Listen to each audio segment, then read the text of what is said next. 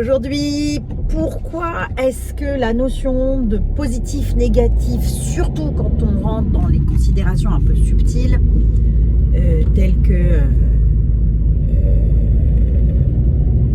le développement personnel ou l'épanouissement personnel, on choisit comme on veut, ou l'énergétique ou le spirituel, pourquoi est-ce que ces deux mots et cette conceptualisation des choses, elle est, à mon sens, erronée. À mon sens, c'est personnel. Hein, vous n'êtes pas obligé d'être d'accord, c'est ok. Je vous explique juste de quelle manière je vais éviter d'utiliser ces terminologies-là. Positif, négatif. Selon quels critères on est au-dessus ou en dessous de la valeur? 0. D'abord, certains le savent, d'autres ne le savent pas, ils vont le découvrir. Le 0 n'a aucune existence réelle. C'est un concept qui a été mis au point pour servir la théorie des mathématiques. Si quelqu'un pense que je me trompe, merci de commenter, ça m'aidera. Mais il me semble, de sources scientifiques justement, que le 0 est une astuce qui vient aider à la mise en place de la théorie des mathématiques actuelles, qui prédomine dans les mathématiques actuelles. Vraiment, j'essaye d'être la plus précise possible. Bon, à partir de là, positif, négatif, selon quels critères? Par exemple, le -1 des degrés Fahrenheit n'a absolument rien à voir avec le -1 des degrés Celsius. Ce qui fait que ça va nous mettre en posture de selon quel point de vue. Donc, quand quelqu'un va me parler d'émotions positives ou d'émotions négatives, de pensées positives ou de pensées négatives, c'est selon ces critères à lui ou elle. Est-ce que ces critères sont les mêmes pour moi? Peut-être que pour moi, un certain degré de tristesse, c'est positif. Et pour l'autre, un certain degré de rumination, c'est positif. Quand au contraire, une trop grande joie va devenir négative, ou pas assez de joie va devenir négative, pour moi ou pour l'autre. Est-ce que vous voyez là où je veux vous emmener? À partir de là, quand on vient nous dire « Oh, il faut faire des pensées positives, hein, ça va nous mettre de bonne humeur », et peut-être que ce qui va me mettre de bonne humeur à moi sera une pensée négative pour l'autre.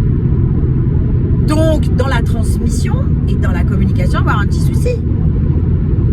Si, tu sais, des pensées positives du genre « je m'aime », et peut-être que pour moi, m'aimer au moment où on m'en parle, c'est horrible.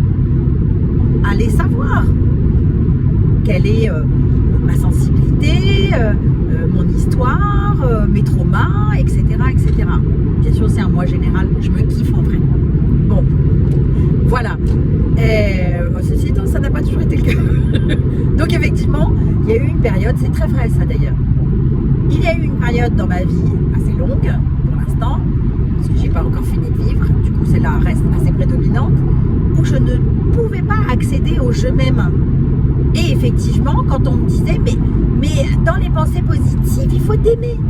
Et moi, je comprenais rien. Parce que m'aimer, pour moi, était un complexe douloureux. C'est pas que je ne m'aimais pas.